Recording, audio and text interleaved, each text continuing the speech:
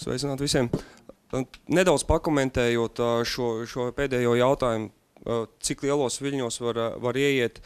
Mana līdzinējā pieredze ir vairākus gadus esmu kuģi komandieris, kuģi kapteinis uz glābšanas kuģiem, un tīri vienkārši tas būtu tā. Ja ir jūras vējš, tad vugda dienestam būs, protams, sarežģītāk ievest laivu ūdenī, jo tie viļņi sitīsies pāri un piepildīsies viss laivas iekšiena ar ūdeni. Tas nozīmē, ka ir jāpārlaužās pāri 2., 3., iespējams 4. sēklim, lai ar gaitu tas ūdens izplūst ārā, un tā var tikt jūrā. Bet jebkurā gadījumā, ja šīs laivas nav aprīkotas, un arī mums ne visas laivas ir aprīkotas ar inventāru, kas laivu apgriež uz kājām, kad viņi ir apmest uz mutes, tad, protams, mēs iegūstam vēl papildus glābījumos cilvēkus, tāpēc glābšanas līdzekļi, kas ir atvesti no krasta, viņiem nekad nebūs tāda jūras spēja, ar kādu nāk lielie kuģi, glābšanas kuģi no jūras vai tirzniecības floti, kas tiek pieslēgta. Tas būtu tāds neliels īsts komentārs. Esmu pārstāvis no krasta apsardzes dienesta puses. Mēs esam Nacionālo bruņoto spēku struktūras sastāvā un jūras spēku flotiles apakšvienība. Un es centīšos jums rast kopēju ieskatu, kā mēs organizējam šo operāciju vadību un ko nozīmē saņemt signālu līdz brīdim, kad operācija vai ir veiksmīga un cilvēks tiek atrasts, vai arī viņa tiek pārtraukta, ko tas nozīmē vispār būtībā. Un tāpēc centos iedalīt tādās 3 lielās sadaļās, pirmkārt iedalot pašu glābšanas operāciju vadību un organizāciju, 2. individuālie glābšanas līdzekļi, ko mūsu personāla sastāvs izmanto, un 3. avārijas vietas noteikšanas bojas. Tātad šis ir tumši dzeltenais rajons iezīmē Latvijas atbildības rajonu. Šis ir viss atbildības rajons, pa kuru mēs atbildam, un pie jebkura izsaukuma mēs dosimies un nodrošināsim cilvēku meklēšanu un glābšanu. Kā tālākie punkti, 68 jūdzes, nepilni 70 jūras jūdzes, šis stūris ir Igaunijas ekskluzīva ekonomiskā zona, un šis pats tālākais stūris ir Zviedrijas ekskluzīva ekonomiskā zona. Mūsu rajons ir diezgan liels, un mēs nodrošinam ar bāzēšanās vietām kuģi, kas būs nākamajos slaidos. Bet ar riņķveidu līnijām šeit var viegli iezīmēt A1 parādās kiteboardistiem, tas varbūt tās neizteiks neko, bet burātājiem vajadzētu būt skaidram, tas ir A1 pēc GMDSS sakaru kanāli, sakaru tīkls, ko nodrošina glābšanas koordinācijas centrs, un A2. Tas nozīmē, ka saņemot jebkura veida signālu, mēs nosūtam gan savus kuģus, gan arī kuģus, kas atrodas Baltijas jūrā. Helsinku komiteja gadu apkopo datus, cik tad kuģo Baltijas jūrā. Un tad vidēji statistikai 2 gadus atpakaļ starp Gotlandi un Akmeņragu vidēji 40 000 kuģi iziet gadā. Tas nozīmē, ka izdaliet kaut kādus 40 000 uz 365 un jūs iegūsiet, cik dotajā momentā kuģi atrodas jūrā, Baltijas jūrā. Irbis jūras šaurumā tie būs vairāk kā 10 000. Tas nozīmē nepārtraukti tirzniecības flote ir gaitā, un pie cilvēku meklēšanas un glābšanas konvencijas nosaka, ka tirzniecības flote nedrīkst atteikt cilvēku glābšana ir primāra. Tas nozīmē, mēs varam piesaistīt jebkuru no lielās flotes kuģiem šajos rajonos, vai tā ir piekraste pie Kolkas, vai kaut kādi tālāki rajoni. Kuģi nāk palīgā un tiek aprēķini doti, lai šie pieaicinātie spēki nodrošinātu kvalitatīvu meklēšanu un glābšanu. Nedaudz par to, ko tad nozīmē sagatavoties glābšanas operācijai un meklēt cilvēku ūdenī. Gan glābšanas vienībām domājot savus kuģus, gan arī helikopterus, gan arī koordinācijas centru, kas ir galvenais komutātors un operācijas vadītājs. Šīs visas vienības nepārtraukti veic situācijas novērtējumu. Arī šodien, pazvanot dežūru komandai, viņi precīzi zinās, kāds ir paredzams laiks tuvākajās 6 stundās, 7, 8 un uz priekšu visā savas dežūras laikā, jo tas būs tas galvenais ierobežojušais faktors, kas notiksies jūrā pie reālās situācijas. Tāpēc cilvēki, kas nes dežūru, viņi ir iepazinušies gan ar to, kāds laiks bija vakar, kādas ir tendences saistībā ar gurdviļņiem, kādas straumas viņi nes un kāds ir laiks plānojums tuvākajā laikā. MRCC papildus visam tam nodrošina laikaziņu translāciju. Tas notiek gan balss režīmā, ko var par jūras kanāliem dzirdēt, gan 3.03 šodien būs. Un, ja ir vētras brīdinājumi, tad tie ir krietni biežāk. Un arī nautikas režīmā, kas vairāk attiecās uz iekārtām. Šie ir tie dažādie veidi, kā mēs varam saņemt avārijas signālu MRCC. VHF, MF, HF, Inmarsat, EPIR, Balerti, tie būs vairāk, kas nāk no tirzniecības flotes, no kiteboardistiem, no cilvēkiem, kas atrodas piekrastē. Vai jums kaut ko izsaka 115 kādam klātsošie? Nu, redz, viens cilvēks. Nu, Vulkts, tas ir pats par sevi, tie ir ārpus konkurences. Tātad no 1. janvāra ir sācis darboties jauns operatīvais tālrunis 115, kur pa taisno signāls tiek saņemts MRCC Rīga. Un cilvēks var zvanīt un stāstīt uzreiz par problēmu, neiesaistot VUG dienestu 112. Protams, es pats esmu daudzās operācijās piedalījies, un es zinu, cilvēkiem ir nenormāls stress ģenerējās tajā mirklī. Un tāpēc ir piedodams, kad arī būs 112, viņš nekur nepazudīs. Tas nozīmē, ko cilvēks pazvan uz 112, viņš sāk stāstīt stresēnā balsī, kad jūrā cilvēks ir iepūsts, es viņu vairs neredzu. Viņš izstāsta to VUGDam, kad VUGD saprot, ka tā ir jūra, viņi pāradresē zvanu, un tad mēs pārņemam to operāciju un iesaistam savas glābšanas vienības. Tajā mirklī, kad avārijas signāls ir saņemts, dežūrā atrodas 3 cilvēki. Tā kā viņi ir jau savu iepriekšējo riska analīzi veikuši, viņi izdzird signālu par to, ka jūrā ir kaut kāda nelaime notikusi, viņi automātiski izstrādā avārijas plānu. Tas nozīmē izvēlās, kuras no vienībām alertēt un kādu algoritmu izvēlēties. Tas nozīmē, vai iesaistīt jūras spēku flotilas kuģus, dežūru kuģus, kas pastāvīgi atrodas 20 līdz 30 minūšu gatavībā Latvijas lielākajās 3 ostās. Vai tas būtu helikopteris, VUGD vienības, NMPD dienesti, valsts robežsardzes, kas arī palīdz nodrošināt dežūras un tirzniecības lielā flote, kas jūrā ir vienkārši alertējama uz vienu izsaukumu signālu tikai. Detalizēta informācija par operāciju, tad, kad viss ir apkopots un cilvēks, kas ir zvanījis, iztaujāts 100%, tad tā visa informācija tiek nodota glābšanas kuģiem un glābšanas helikopterim, lai viņi varētu saulēcīgi sagatavoties un viņi zinātu, ko nozīmē, ko viņi ies meklēt, vai ir vajadzīgi sagatavot infrasarkanie stāri, papildus lāzeri, papildus tālskaši, lai nodrošinātu kvalitatīvu meklēšanu. Un šeit jūs redziet, pēc avārijas signāla saņemšanas 20 līdz 30 minūtes kuģim ir jātāvojās un helikopteram no 20 līdz 90. 20 ir darba dienās un svētkos un svētdienās ir 90. Tā rūpi, bet helikoptera komanda to pašu izstāstīs. Tas nozīmē, tā kā jūs visi šeit sēžat, mēs uzņemam laiku, cik ātri jūs aizskriesiet līdz mašīnai un viņu iedarbināsiet. Paiet savs laiks un kamēr kuģi uzsilda turbīnas, lai varētu pilnā gaitā doties uz operāciju, ir inventārs jānovāc un ir savas procedūras, kas aizņem savu laiku. Tas nav iecirsts akmenī, kad kuģi attavosies tikai pēc 20 minūtēm.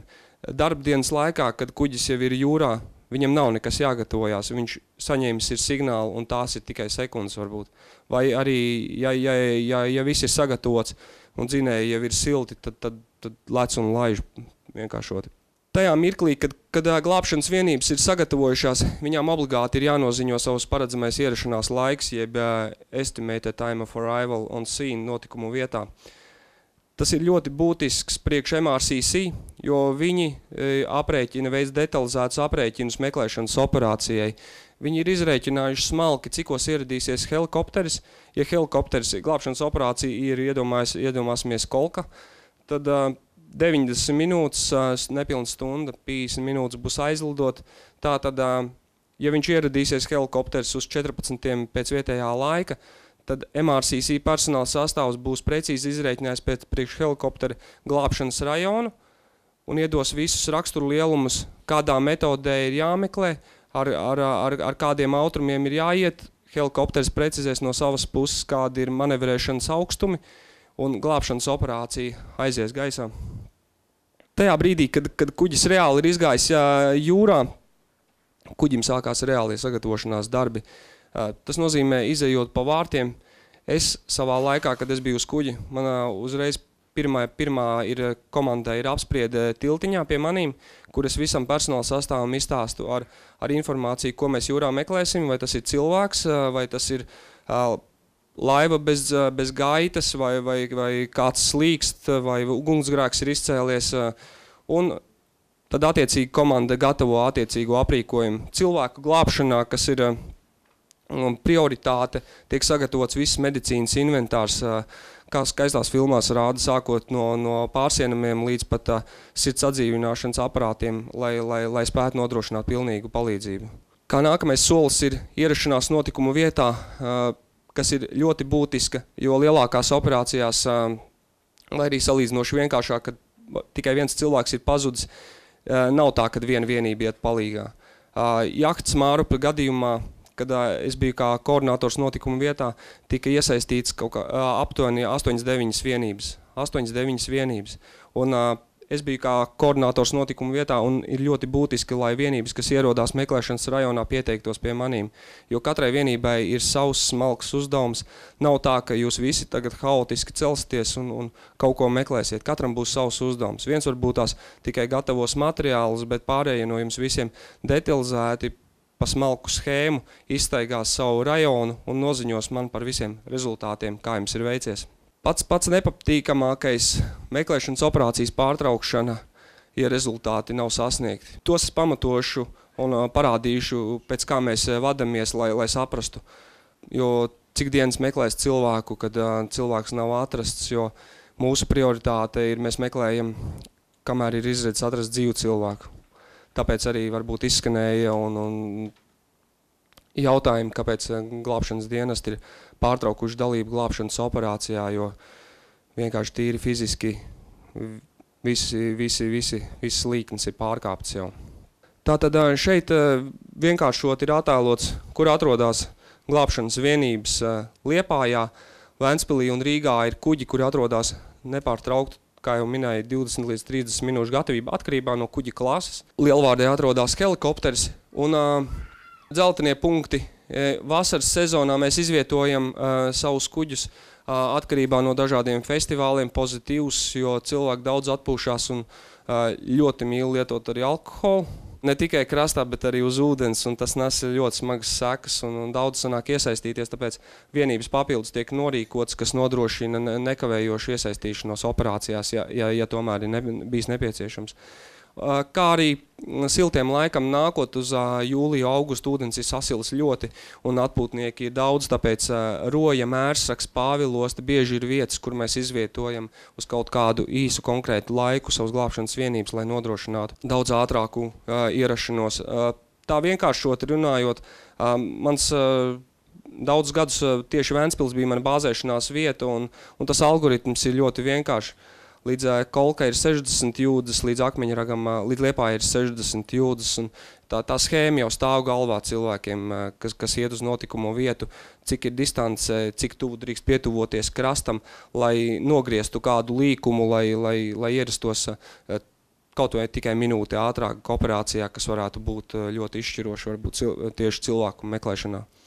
Tātad atvainojos varbūt tās par to, ka tiek miksēts ar angļu valodu, bet mēs pārsvarā strādājam un visi termini ir angļu valodā, un daudzas lietas latviski ir grūti izskaidrot un grūti iztulkot, un tāpēc es atstāju arī oriģinālu valodā. Tātad ir 6 viskiju minimums, viskijas pēc spelingošanas, pēc taktiskās valodas. Tātad ir ļoti būtiski noskaidrot, kas ir nonācis nelaimē un kurš ir tas zvanītājs. Jo cilvēks ir stresains, tad šie jautājumi nāks no koordinācijas centra, jo mums ir būtiski rast atbildes uz šiem jautājumiem, lai tālāk mēs varētu iedot informācijas klāstu gan helikoptera apkalpēm, gan kuģa komandām. Tātad, kā otrs jautājums, kas ir noticis, kāda ir pozīcija un atrašanās vieta, ļoti svarīgi tieši kiteboardistiem, kad, es domāju, ne visi zinās precīzi, kādā ciemā jūs atrodaties. 5 km no Kolkas uz Irbes pusi. Vai ne? Tāpēc ir daudz dažādas modernas aplikācijas ar platjoslas GPS uztvērējiem, kas dod jūras koordinātas. Un ieteicamais no mūsu puses ir VGS 84 karšu sistēma. Tas nozīmē, šīs koordinātas būs atbilstošas tam, ko izmanto jūrniecībā, un mēs viņus ātri varam ielikt iekšā. Jo bieži esmu devies uz operācijām, kad iedod māju nosaukumu. Mums māju nosaukumus neizsaka neko, jo jūrā man nav interneta, man internets ir pazudis. Uz jūras kartēm ciemus neliek, un pat privātās mājas neliek. Tāpēc ir ļoti grūti atrast to atskaites punktu ne tikai tam koordinācijas centram, kas mēģina no jums izspiest šo svarīgo informāciju, bet arī tiem cilvēkiem, kas no jūras un tāpatās arī helikopteriem uz gaisa kartēm tur nevar uzlikt tik daudz informāciju. Tātad nākamais ir, kad ir noticis, ļoti svarīgi būt, lai cilvēks saprastu. Ja jūs redzat, kad ir notikuši kādas problēmas, veiciet uzreiz šo zvanu, jo jūs redzējāt iepriekšējos slaidos 23 minūtes gatavoties ir kuģiem, helikopteriem ir 90 minūtes gatavoties. Ja jūs pazvanīsiet un jūs redzēsiet, ka pēc pusstundas tas cilvēks izpeldēs pats, tiks atcelta operācija, un tas nav nekas slikts, tā nebūs maldināšana no jūsu puses, tā ir īsta operācija, ko cilvēks ir veiksmīgi pats saviem spēkiem izpeldējis. Tas krietni saīsina laiku, jo daudzās operācijās paiet pat stunda. Kad cilvēks saprot, viņš saka, jā, es redzu peldi, jā, peld, palaida pūķi, vairāk neredzu, laikam neredzu, tad zvanīšu, un tad veic to zvanu, un tad jau ir par vēlu, jo laiks ir pagājis, svarīgs taisni, kad uzskaita, cik cilvēks varētu izdzīvot šādā temperatūrā. Laikapstākļi notikumu vietā, mums ir daudz dažādas programmatūras, bet ir ļoti labi, ja cilvēks var pateikt, kādi ir faktiskie laikapstākļi notikumu vietā. Tas tomēr arī nedaudz iedod kaut kādu redzes punktu, jo var būt stipra migla, pastiprināts vējš brāzmās, mainīga virziena, iedot, un mēs uzreiz varam salīdzināt, vai tā, cik atšķirās no prognozes, jo jūs visi ziniet, laikapstākļi ir mainīgi, viss balstīts ir uz programmatūrām, un bieži ir tā, kad pat stunda pēc prognozes neatbilst prognozētajiem, tāpēc ir svarīgi visas šīs nianses, un uzturēt nepārtrauktu vaču novērošanu notikumu vietā, tas nozīmē censties nepazaudēt to kontaktpunktu, neaizrauties tur telefonā, tur aizsūtīt draugiem Facebookā, kad esmu jūrmalā, redzu, tur helikopters nāks un tā, bet censties nodrošināt to, lai nepazaudē kontaktpunktu jūrā ar to cilvēku, jo tas ir ļoti būtiski. Pie pazaudēšanas ir atrast atkal atjaunot ir grūti. No pieredzes var teikt, ja pazaudēts ir kontakts, atjaunot ir, tu vairs nevar saprast, kurā viņu grupā viņš ir pazudis. Tātad visam šai superinformācijai, kas ir iegūta no liela nozīme, jo tie ir tie ieejošie dati, kurus koordinācijas centrs vadīs iekšā, lai veiktu kaut kādus aprēķinus un iegūtu kaut kādu precīzāku schēmu pašai meklēšanas operācijai. Pēdējā zināmā pozīcija, tas ir, kā jau es minēju, ir daudzas mobilas aplikācijas, kā var precīzi zināt pēc koordinātēm nosaukt, kuras atrodos, lai nebūtu problēmas. Lagrēķins, tas vairāk attiecās uz kuģiem. Vietas noteikšanas precizitāte, pat GPS-am ir kļūda, un kļūda ir liela, un gadījumos, kad satelīti pazaudē signālu, šī kļūda palielinās, tāpēc šos visus faktors mēs ņemam vērā, un tas ir par pamatu tam, kāpēc bieži tas meklēšanas rajons ir lielāks, kāpēc viņš ir novirzīts uz citu vietu. Tas ir algoritms, kas nav vienkārši koordinātora iedoma un vēlme, bet tas ir pamatot pieņemts lēmums. Mērķa apraksts, vēja nonesums. Visi zina, kiteboardists ir iekritis ūdenī, viņš galva atrodas tikai virs ūdens. Kas notiek, ja viņš palaist pūķi vaļā? Tas nozīmē, ka viņš ir vienkārši cilvēks ūdenī. Ja viņš nepalaiž to stropi vaļā un dēlis viņam karājās pie kājas, tas rada papildus nonesumu. Mēs jūrniecībā runājam par terminu burnesība. Galvai tā burnesība ir neliela. Laivai dreifējošai viņai ir lielākai. Un tad, kad Tallink prāmis dreifēs, tad nevarēs salīdzināt, ar kādu tempu viņi nonesīs vējš un ar kādu nonesīs cilvēks. Tāpēc ir izstrādāts algoritms tam, kādu izvēlēties šo nonesumu faktoru, pat kā pēdējo pozīciju tam, jo šī ir tā svarīgā informācija. Ja krastā cilvēks pateiks mums, ka nē, viņš ir palaidis puķi vaļā, mēs meklējam cilvēku ūdenī, mēs pārēķinam uzreiz algoritmus. Tāpēc ir nepārtraukt svarīgi zināt un uzturēt tos sakars ar krastā palicējiem, lai viņi varētu mums precizēt un atjaunot informāciju. Un kaut vai 10 reizes sazvanīties 5 minūšu laikā, tas palīdzēs glābšanas dienestiem viennozīmīgi.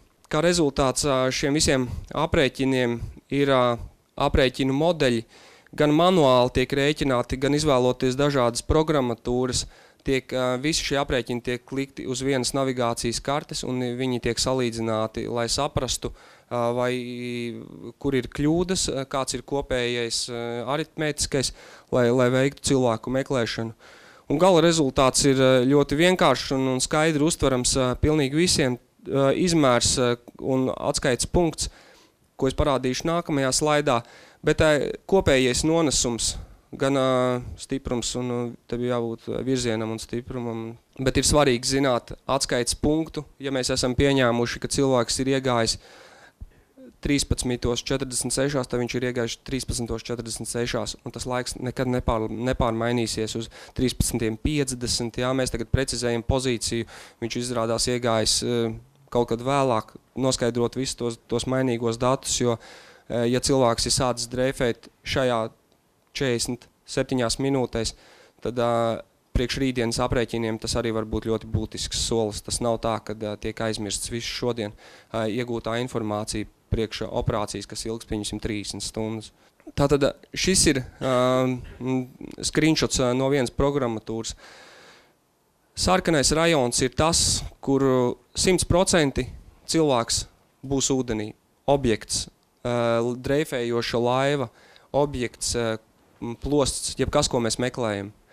Bet visi zinām, nāk tumsa, daudz helikopteri varbūt tās nevar strādāt, jo varbūt ir pastiprinātā viļņošanās, vējš, apladošanas iespējas, nogurums. Mazākas klases kuģiem glābšanas laivas nav spējīgas strādāt pie, pieņemsim, 4-5 metru viļņošanās.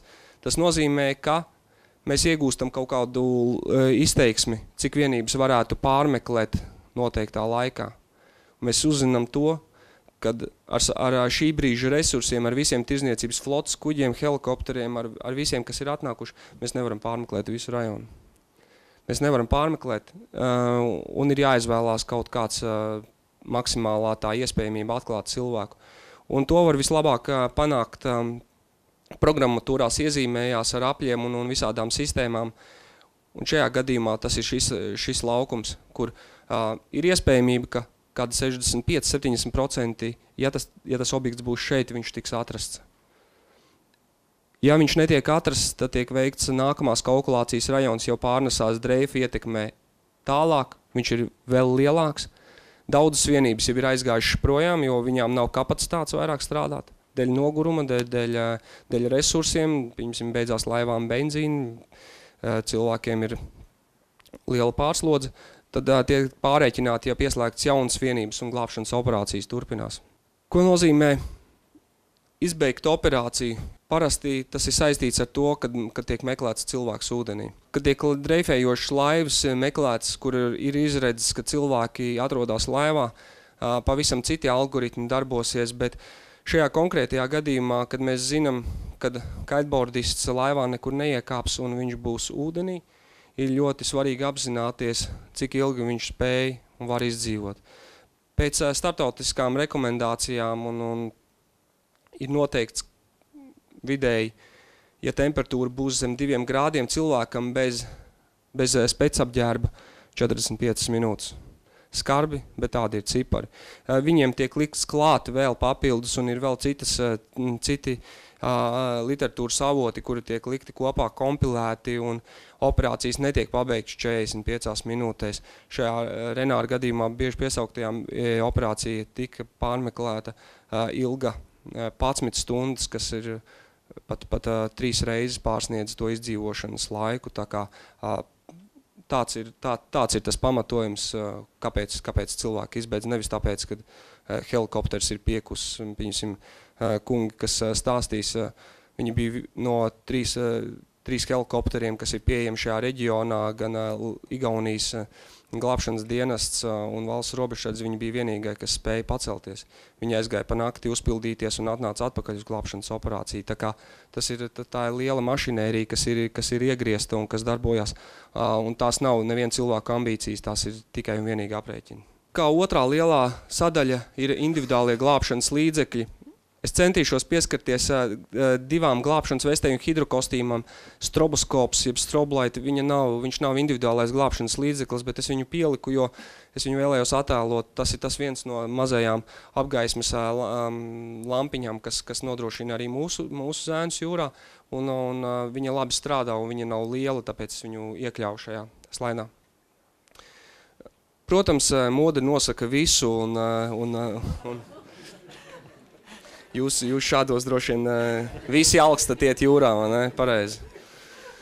Bet kas ir svarīgais, domājot par to, jūs sakat, ir iespējamības dabūt pa kaklu, ja, un kungs, kā jau cēlās no aizmugures kājās, teica, ka ir galvas trauma gūta, tad es teiktu, ir liels iespējamības šādā gadījumā bezsamaņas stāvoklī nonākt. Un tad jūs varat lasīt, ja, tad viss, ko mēs nodarbojamies, viss, kas ir ar jūrniecību, viss ir atbilstoši starptautiskās jūrniecības, ja IMO prasībām atbilstoši. Solas nosaka, cik jābūt ir vestēm, kādai jābūt ir peldamībai, cik jābūt ir lieliem atstarotājiem, jābūt ir svilpītei, te ir jābūt lukturītim, un viss tas ir noteikts. Un tas jūrniecībā palīdz, ka cilvēks ir nonācis ūdenī, tas spilgtais audums, tie atstarotāji, nepieskaroties, bet helikopters aizejot uz to piesaukto operāciju, 10 minūtēs rekognoscēja vesti, kas bija izkritusi tirdzniecības kuģim. Tā tad dzīve rāda, tas inventārs palīdz. Kā svarīgāko es gribētu izcelt šo pozīciju, kad glābšanas veste, neatkarīgi no tā, kādas viņas ir un kādas viņas ir izveidotas, viņas nodrošina ļoti būtisku funkciju. Cilvēkam nonākot bezsamaņas stāvoklī, 5 sekundžu laikā cilvēks, ja viņš ir uz krūtīm, pieņemsim, jau iemīdzis vai izslēdzies, viņš tiks apgriezts uz muguru. Tas nozīmē, viņam tiks nodrošināta elpošana, kas ir ļoti būtiski. Viņš nebūs noslīts, bet viņš būs hipotermijas cietušais, kad viņu varēs atdzīvināt un viņu varēs sasildīt. Jo metodas ir un tas strādā. Bet noslītis ir noslītis. Pēc vairākām stundām smadzenēm nav skābeklis un tas ir vienos vārdos. Tāpēc šīs vestes ir, kāpēc es gribēju uzsvērt, protams, šīs ir vairāk pasažieru vestes uz prāmiem. Šāds izmantojam pakava tipa mēs, ja, viņas nonākot ūdenī vai no automātiski vai manuāli izraujot, viņas aktivizējās. Bet es mēģināju atrast, ir daudzas sportistu vestes, un es pats nedaudz nodarbojos arī ar šo skaisto sporta veidu kā kiteboard, tikai ziemā burājot. Bet vasarā ir daudz sporta vestes un viņas ir ērtas, un tāpēc es nezinu 100%, vai viņas nodrošina šo pareizo ķermeņa pozu, kad cilvēks būs bezsamaņā, bet ieteiktu aizdomāties, jo lielajā jūrniecībā vīri ar to nodarbojās, un tad tā nav gļēvulība vilkt vesti. Kā nākamo vēlētos izcelt hidrokostīmu. Protams, tas ir arktiskiem apstākļiem, kur cilvēks var izdzīvot mīnus grādos. Pats svarīgākais ir pilnīgi tas pats, viņas ir spilgtas, vai viņas var nodrošināt vienas pašas peldamību, tur nav nepieciešama glābšanas veste. Ja viņai būs vajadzīga veste, tad viņai būs pašai savi atstarotāji, ja nebūs, tad šeit jau būs virsū lukturītis, atstarotāji, lai viņu ūdenī varētu detektēt. Bet pats svarīgākais ir, ko es vēlētos atkārtot izcelt, tātad visiem šiem solas standarta hidrokostīmiem stundas laikā, kad ūdens temperatūra ir ap 5 grādiem, cilvēka temperatūra nedrīkst nokristies vairāk par 2 grādiem. Tas nozīmē, šī būtu ļoti svarīga informācija no jums, pazvanot uz koordinācijas centru, uz pretjautājumu, kāds jums ir hidrokostīms, bieži ir atbildi, es nezinu. Viņš ir sausais vai viņš ir slapjais. Ja viņš ir sausais, kādi ir rakstura lielumi, ko saka ražotājs, un te ir tā lietošanas instrukcija, kur visi šie dati ir ietverti iekšā, un tā informācija ir, jo tas varētu palīdzēt mums. Mēs krietni ilgāk meklētu varbūt tāpēc to cilvēku, jo mēs zinātu, ka izredzes izglābt ir krietni lielāks. Kā pēdējais ir ļoti vienkārši stroboskāpiskā gaisma, viņa lieluma ziņā ir nedaudz lielāka varbūt par šo mazo lāzeru. Viņai ļoti labi, ka viņai ir augstas intensitātes, ļoti augstas intensitātes gaisma, un viņa pat apžilbināts. Tāpēc naktī ierobežotos laikapstākļos varbūt netik kritiski domājot pat, kad cilvēks ir ūdenī, bet, lai nenomaldītos, mēs viņus izmantojam glābšanas laivās, kas palīdz viegli vienam otru identificēt un strādāt. Kā pēdējā sadaļa ir šīs avārijas vietas noteikšanas bojas. Priekš kiteboardistiem vairāk būtu paredzēts un vairāk būtu domāts šīs PLB bojas, Personal Locator Beacons. Priekš burātājiem es vēlējos ielikt šo slaidu, jo priekš burātājiem būtu vēl viens neliels knifiņš šīs aizsart Personal bojas, kas ir apstiprināts no 10. gada, viņas ir certificētas un viņas ir līdzvērtīgas sart bojām, bet tas vairāk ir priekš burātājiem. Tātad šīs PLB bojas. Pat bildi atradu, kur ar kiteboard viens nodarbojās. Jūs redzēt, cik rokā viņa ir maza. Viņai svars ir 125 grami. Cilvēks iekritis ūdenī, viņš paņem, atver vāciņu, piespiež pogu un avārijas signāls ir aizgājis. Par to, kā avārijas signāls darbojās un kā viņš nonāk tālāk, par to nākamajā slaidā. Kas ir būtiski, kā jau es minēju, tātad šī būtu ieteicamā priekš individuāliem sportistiem, individuālajiem solo burātājiem vai arī mūsu glābšanas dienesti. Mēs arī viņas izmantojam, šīs PLB bojas, jo viņas dod garantu, kad avārijas gadījumā mēs atradīsim savus cilvēkus.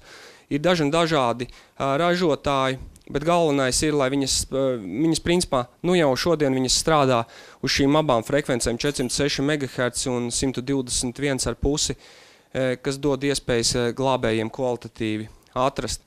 Viņām ir iebūvēti jau iekšējie GPS ar ļoti platu šo frekvenču joslu. Tas nozīmē, ka ik sekundi tiek atjaunota informācija par pozīciju, viņa ir ļoti precīzi un viņa ir ļoti aktuāla. Tas nozīmē, glābšanas dienestiem aizejot uz notikumu vietu, nevajadzētu ilgi nodarboties ar meklēšanu, jo pozīcija nepārtraukti tiek atjaunota. Pats svarīgākais, bieži cilvēki pērk šīs bojas, un mēs esam saņēmuši avārijas signālu Rīgas jūras līcī uz neidentificējamu boju.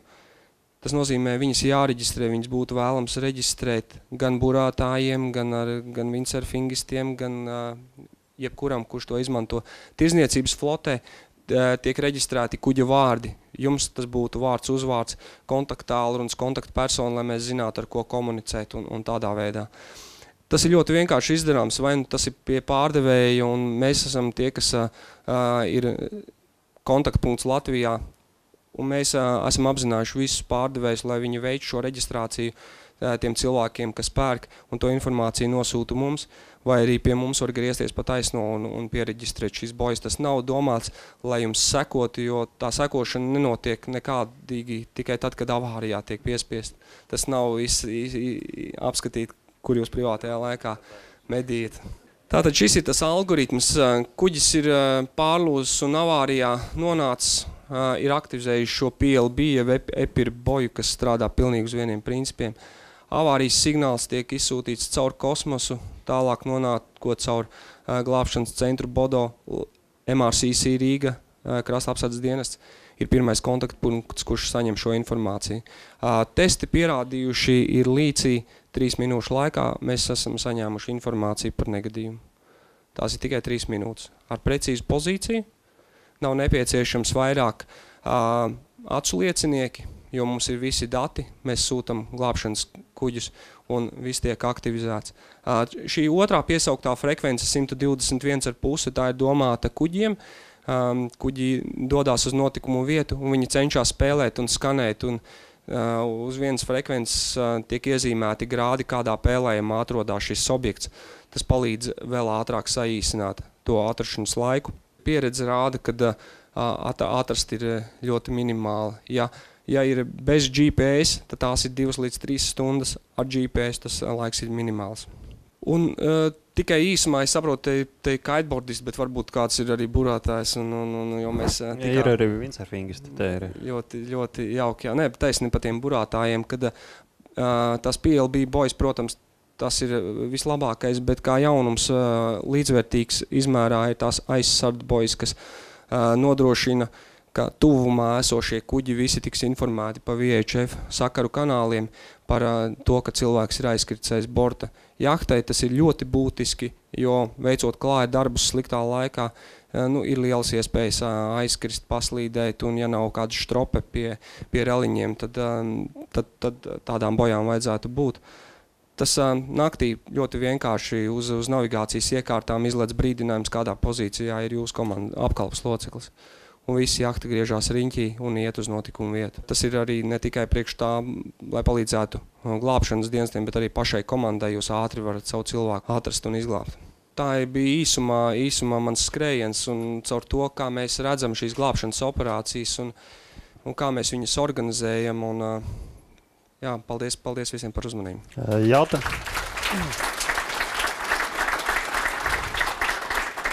Kādi jautājumi? Man ir jautājums par to boju, vai viņi strādā arī, ja tas negadījums notiek Sauszemē, un tu esi kaut kur, vai arī būs kāds, kas, vai tā informācija pienāk pie jums vai Sauszemes glābējiem? Neatkarīgi tā informācija, viņa ir iešifrēta savs kods. Šajā reģionā viņa caur satelītu atnāks pie mums. Jūs varat atrasties arī Miami, jūs varat atrasties Floridā, Antarktīdā, jebkurā vietā uz zemes. Tad attiecīgi nesaņems Norvēģija, bet caur citiem satelītiem aizies, pieņemsim, varbūt tās tuvāk jūs būsiet Dānijas krastiem, tad aizies Dānijas koordinācijas centram. Viņi strādā visā pasaulē, un tāpēc es teicu, viņi ir akreditēta starptautiskā jūrniecības organizācijā, un jūs varat pa visu pasauli braukt un kuģot, un visi dienesti reaģēs pilnīgi vienādi. Viņi neskatīsies, nē, tas ir latvietis, to mēs, sorry, nē. Cilvēks ūdenī neatkarīgi no viņa piedrības. Neatkarīgi no tā, vai cilvēks ir kalnos kāpējis, tieši tā viņš aktivizē, satelīts jau saņems neatkarīgu signālu, vai tā ir jūra, vai tā ir Sauszeme. Vienīgais, kas varētu būt problēma, ja jūs aktivizēsiet alās, varētu būt, vai ne, situācijās, kur ir šķēršļi, tad varētu tas signāls tik ātri neaiziet vai vispār neaiziet. Tad ir jāsasniedz brīva vieta un jāpalaiž. Bet neatkarīgi no tā, vai tie kanjoni, kur jūs kuģojat ar upēm, vai vienalga, jebkurš ekstrēmais sporta veids, Sauszemē jūra, tas strādā. Mums bija gadījums, kad viņi mums pazvanīja, kad signāls aizgāja no Kalnciem ielas. Es nevarēju saprast, kas ir gaisa spēka Kalnciem ielā dara.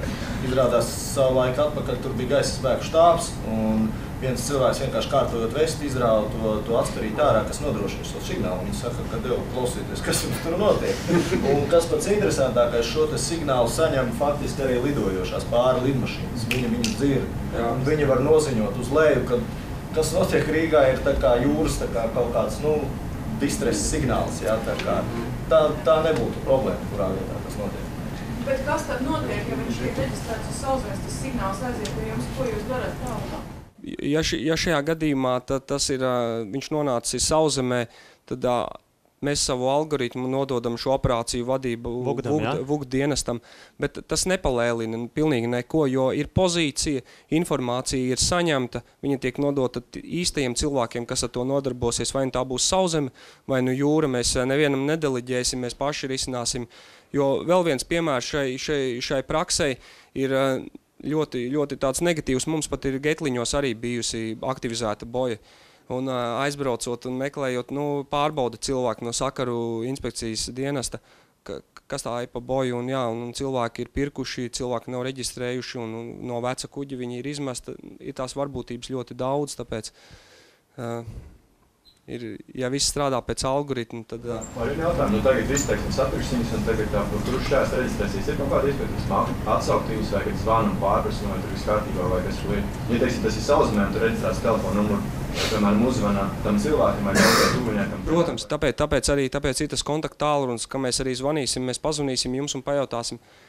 Jā, jūs teiksiet, atvainojamies, tā ir kļūda, jā, bērns piespied. Ja trešoreiz bērns piespiedīs, tad dienesti gan jau sāks kustēties, jā, lai nenoslogotu, bet principā vienmēr ir iespējas atsaukt šo signālu, jo visādi gadās cilvēkiem, arī mums visādi var atsprākt tā drošības klape un var piespiesties visādi, viskaut kas var būt situācijas daudz un dažādas.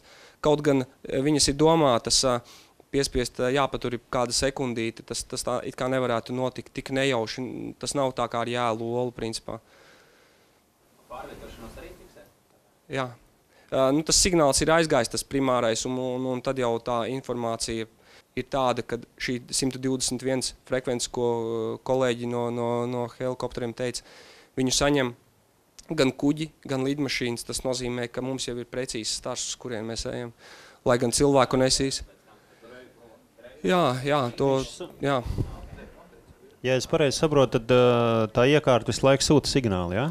Tas signāls varbūt nevienmēr, viņš beigās var dēļ līnijām var ilgāk kavēties, bet tas svarīgākais, mēs esam saņēmuši starta signālu. Ja jūs brauksiet ar mašīnu gar pludmalu un mēģināsiet paskatīties, kā glābšanas dienesti, kā saka, meklē un pasmieties, tad, protams, varbūt jūs aizmuksiet. Bet, ja tā ir reāla situācija, tad visi dreifa aprēķini parāda, mēs ņemsim no šīs pozīcijas jau. Mēs zināsim, kur viņš dreifē.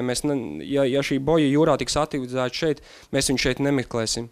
Mēs viņu meklēsim varbūt aiz durvīm, jo dreifs rādīs, kad pēc 20 minūtēm, pusstundas, kad kuģi ieradīsies vējš un straumi, būs viņi iznesuši tajā virzienā. Nē, viņi ir aktivizēti un viss kārtībā, jā.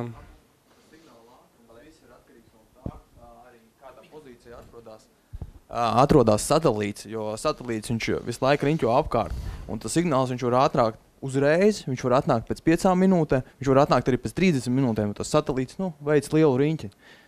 Kāds ir tas satelīta pārklājums, bet, principā, tas ir visdrošākais un vislabākais variants. Noteikti, ilgā laikā ir jābūt labējiem gataviem izbraukt notikumu vietas, teiksim, atkarībā ar kaut kāds darba laiks vai kaut kas to nosaka, vai ir tā, ka visu laiku konstants tas laiks, ilgā laikā ir jāievadā, tā kā jābūt gataviem izbraukt vietas. Šis ir tas laiks kuģiem, atkarībā no kuģa klases, tās ir 20-30 minūtes, helikopteriem ir savas gatavības. Tas nozīmē, ka mēs nevaram, veikt dzinējiem kapitālo remontu dežūrā. Mums ir noteikumi, ka mēs 20 minūtēs mēs atavojamies, mēs ilgāk nedrīkstam. Bet nav tā, ka, piemēram, svētku dienās tur ātrāk vai vēlāk? Kā jau es teicu, naktī tās ir 11 minūtes. Es esmu devies uz operācijām 6-8 minūtēs. Naktī es esmu gājis 11-13. Tas ir tā, cik komanda ātri sataisās, cik ātri tiek noņemti galapiņi. Ziemā atavošanās var aizņemt minūti ilgāk. Tas viss ir no tā. Jo tas nav tā, kad svētkos Jāņos, visi ir palaisti atvaļinājumā, visi tagad ir dežūrā, un es pats, kā kolēģi arī, visi nodrošina dežūru. Tas nozīmē, ka svētkus, jebkurā gadījumā, tu esi ļoti piesardzīgs un esi gatavs, jo ir palielināts risks, jo cilvēki ir izbraukuši no Rīgas, un viņi var būt pie dabas un var nākties risināt problēmas. Nav pēdējais, nav kāds risinājums tām 20-90 minūtēm, teiksim, nav pēc tam prasīts, teiksim, tas ir ļoti liels, teiksim, salīdzinot darbdienas ar brīvdienām. Tāpēc es jums saku, ja es uzņemšu jums laiku, cik jums tagad šajā mirklī apģērbties atbilstoši jūrai 4 metriem būtu un aizskriet iedarbināt mašīnu. Tas ir helikopteriem, un helikopteri pa to izstāstīs, bet kuģiem tas ir neatkarīgi, vai tā ir svētki, neatkarīgi no gada laika. 20 minūtes ir maksimums. Sakiet, man te vēl viens jautājums. Ja cilvēkam, kas ir nokļuvis ūdenī, pieņemsim, mūsu gadījumā kaiters ir iebraucis, mēs zinām, viņam līdzi mobilais telefons, vai arī var palīdzēt atrast to cilvēku pēc mobilā telefona atrašanās vietas, vai tas kaut kā palīdz? Ir atkarīgs no operatoriem, kuri nodrošina šos pakalpojumus. Jo ne visi operatori nodrošina virzienu uz šo telefonu līniju. Un nākamais ir, vai šis telefons darbosies, vai viņš ķers zonu vispār. Vai jūs būsiet spējīgs kaut ko savā telefonā saspiest, jo pamēģiniet mājās pusstundu paturēt augstā ūdenī un ar nejūtīgiem pirkstiem touchscreenu aiztikt. Es domāju, tur nestrādās telefonu daudzos gadījumos. Par to telefonu ir tā, ka pirmkārt, jā, pareizi jūs teicāt, ne visi operatori to nodrošina, plus nepateikšu tagad.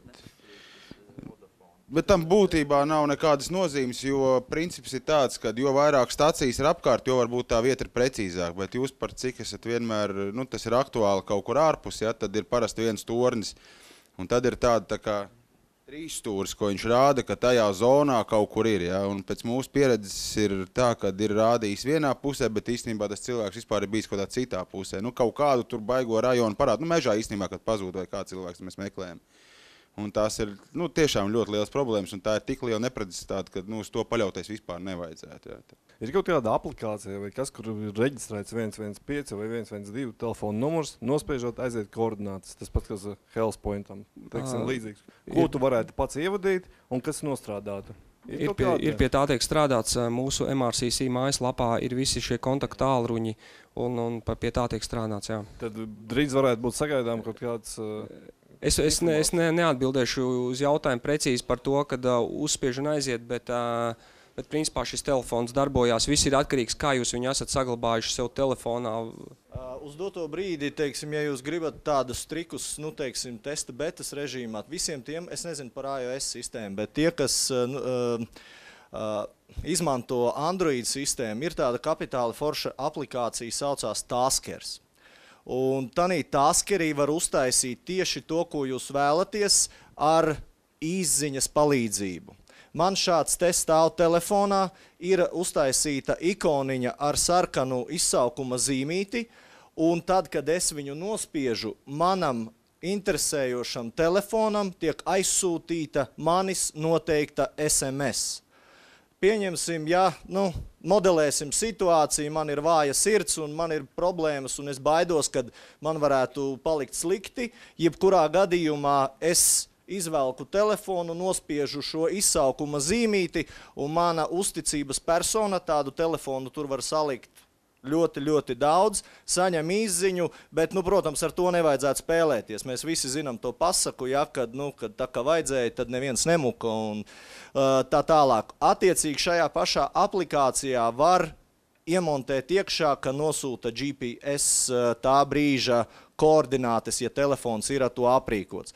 Šo te informāciju ielikt telefonā rekomendēju, ir Tasker, ja, tieši šī tā aplikācija, ir YouTube ļoti daudz angļu valodā.